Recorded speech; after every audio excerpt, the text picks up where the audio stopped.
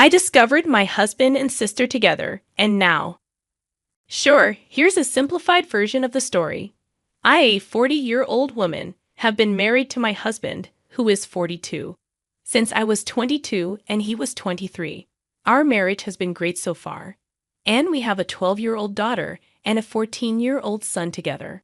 But recently, I've been feeling strange because I think my husband might have feelings for my sister.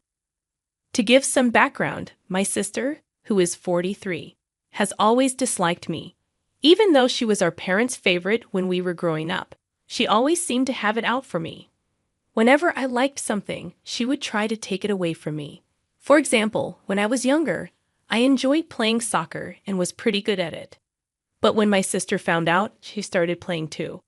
Although she wasn't better than me, she somehow managed to get injured and blamed me for it.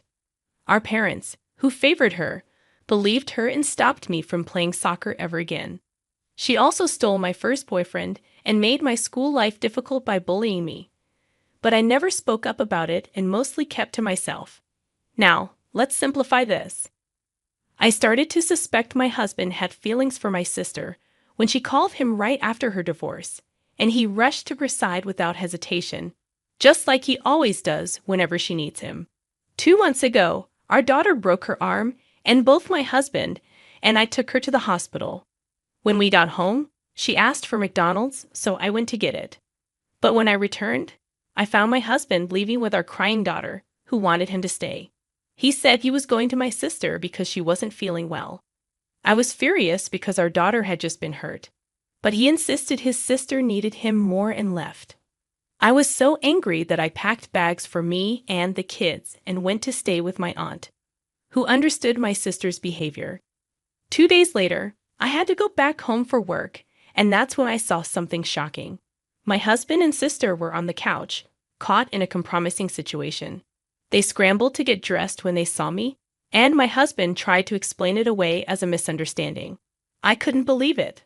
I yelled at him, asking how he could betray me like this. I told him I wanted a divorce and left. When I reached my aunt's place, I went to my room and couldn't stop crying.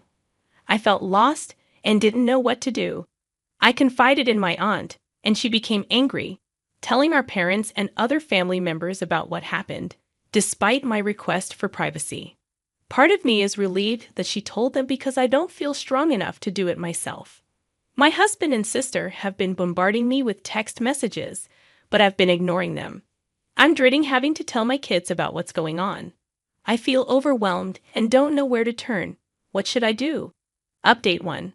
I found myself torn between sadness and anger after discovering my husband's betrayal. Part of me wanted to forgive him, especially for the sake of our kids, but another part felt consumed by anger and desired revenge. For now, I've told my children that I'm feeling down because of work issues, a story they accepted, thankfully. I'm relieved I haven't had to explain the truth about their father yet. Something I didn't mention before is that my sister's divorce wasn't a surprise. She had been emotionally abusing her ex-husband for years, and it had recently escalated to physical abuse before he decided to leave her. She twisted the truth, claiming he was the abuser, but that's far from reality. I reached out to her ex-husband, who is genuinely a good person, despite his stunning looks. I felt sorry for him, but I also saw an opportunity for justice. We met in a public cafe and discussed her abusive behavior, along with her potential feelings for my husband. I shared what I witnessed between my husband and sister, and together, we decided to devise a plan for revenge. We decided to take action against my sister for her abusive behavior. We reported her to the police, despite initial skepticism from the officers. However, her ex-husband had evidence of her threats and a bruise she had left on him, which helped the police take the matter seriously. They assured us they would pursue the case and recommended getting legal representation before sending us home. Next, I took steps to protect myself and my assets. I withdrew all the money from our joint account and transferred it to my own. Since I own our house, I planned to evict my husband. With the guidance of a lawyer, I initiated the divorce process, preparing for what I knew would be a challenging journey. I was determined to break free from my husband, whom I now saw in a repulsive light. A few days later, I gathered the courage to sit down with my children and tell them the truth about their father's betrayal. My son was understandably angry, but my daughter found it hard to believe me, accusing me of lying. Despite her disbelief, I assured her that I wouldn't stand in the way of her relationship with her dad. Later that same day, I arrived home from work to an unexpected scene. My aunt had gathered both sets of parents, along with my husband and me, at her house. It turned out my aunt had finally reached her limit with my sister's behavior. She revealed to the entire family what I had witnessed between my husband and sister. Additionally, she disclosed my sister's repeated brushes with the law and how she had been bailed out of trouble by my aunt each time. My parents were really angry when they found out what my sister had done. They shouted at her, saying how disappointed they were, and my mom even slapped her. They said they never wanted to see her again. My husband's parents were also upset. They couldn't believe he would do something like that, especially because his mom had raised him alone before marrying his stepdad, who he called dad. When my daughter heard what her dad had done, she got really mad. She yelled at him and said she hated him, never wanting to see him again. Then she ran to her room at my aunt's house and slammed the door. My son looked disappointed and went after her. My husband begged me to forgive him, but I told him he had to leave within 2 days or I'd call the police. He cried and said he had nowhere to go, especially because his parents told him he couldn't come back to their house. I didn't care. I told him I wanted a divorce, and eventually he agreed and left with tears in his eyes. 2 days later, I took my kids back home. They hadn't been to school since everything happened, and they were really struggling, especially my daughter. I hugged them tight and promised we would get through this together. They cried until they fell asleep. I tucked them into bed and went downstairs, feeling overwhelmed. I couldn't let my kids see how hard it was for me. I had to stay strong for them. I was surprised when the doorbell rang, thinking it might be my ex-husband. But it turned out to be my sister's ex-husband, Thomas, who had come to visit. He sat me down and hugged me while I cried, feeling overwhelmed by everything. He stayed the night, and when I woke up, he had made breakfast for me and my kids. They seemed happy to have him around. Thomas asked the kids if they wanted to go somewhere special with him, and at first, they were unsure. I was going to tell him it was okay, but he persuaded them, and they finally agreed, rushing to get ready. I hugged Thomas tightly and thanked him. He hugged me back and told me to take all the time I needed. It was clear that he had always been close to my family, despite his history with my sister. When my kids went out with Thomas, I called my lawyer to discuss things before heading home.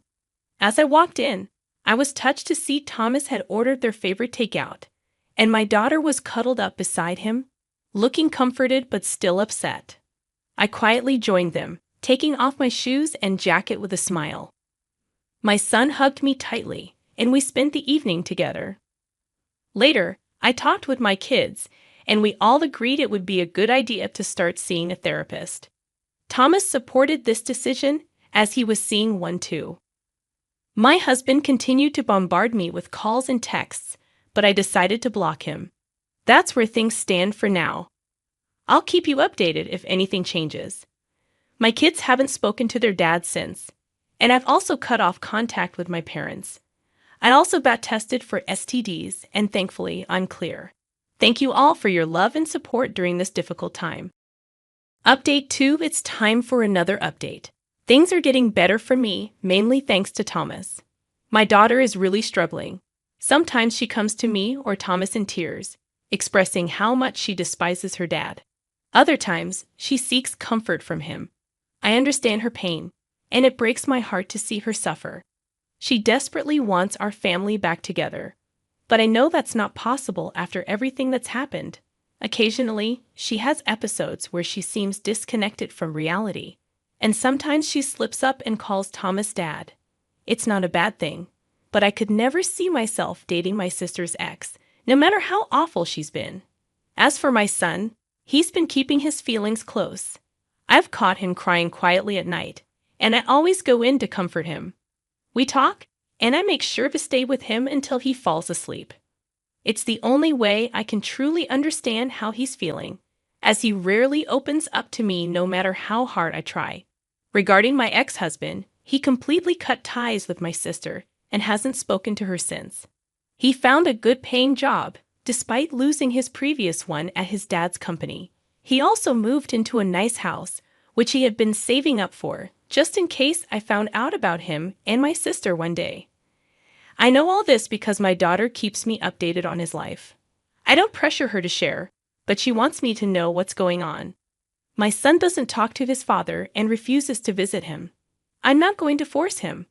My ex has been trying to reach out to me, sending flowers and gifts.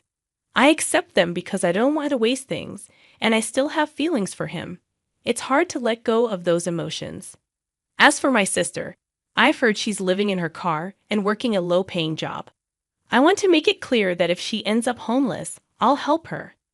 I can't stand the thought of her living on the streets, especially knowing how dangerous our town can be at night. Thomas has been an incredible support for all of us, and he's been perfect in every way. Another thing about Thomas is that he discovered he's bisexual and has started dating a guy named Logan. Logan has also been a huge help, and my kids adore them both. My daughter isn't as close to them as my son, but she's getting there. I've started taking care of myself more by working out and eating better. It's helping me feel better overall. I've met a guy while working out, and we've been spending a lot of time together. He brings back the same excitement I felt when I was dating my ex. I'm not saying I'm going to start dating him, but he makes me really happy. My kids don't know about him yet. That's all for now. I'll update if anything else happens. Thank you all so much for the love and support. It means everything to me, and I love you all dearly. And to all the ladies out there, remember, even if your partner cheats on you, it doesn't mean you have to let yourself go or feel down. Sometimes it's a sign that it's time for a positive change. Mini update. Hey everyone, I recently posted an update and noticed 2 things got a lot of attention. 1. Me accepting gifts from my ex, and 2. Helping my sister in the future. Let me explain. Firstly, I don't throw away gifts from my ex because it feels wasteful. Thomas suggested I donate them to a women's shelter or orphanage, which I think is a great idea. My ex usually gives me flowers, teddy bears, or jewelry, which I won't use, so I'll be giving them away. As for helping my sister, I don't mean letting her stay with me. Instead, I might give her money because it's dangerous for women to be alone at night where I live. I'd only do this if my parents don't help her. I know she did something wrong, but I can't stand by and watch her get hurt. Edit. Don't worry, I'd never let that awful person near my kids. If anything, I'll ensure she stays away from them. She's caused enough trouble, and I don't want to bring more trauma to those around me. As for my ex, there's no chance of us getting back together, and I'll make sure he understands that clearly. Some people suggested my daughter might be telling him things, which I hope she is. I want him to see how much better we're doing without him. As for the money he saved up, I don't want it. I have a good job, and my kids always have what they need. We don't need his help or his money. That's all for now. I might update again later. Have a wonderful day, everyone, and thank you for your support. You don't know how much it means to me.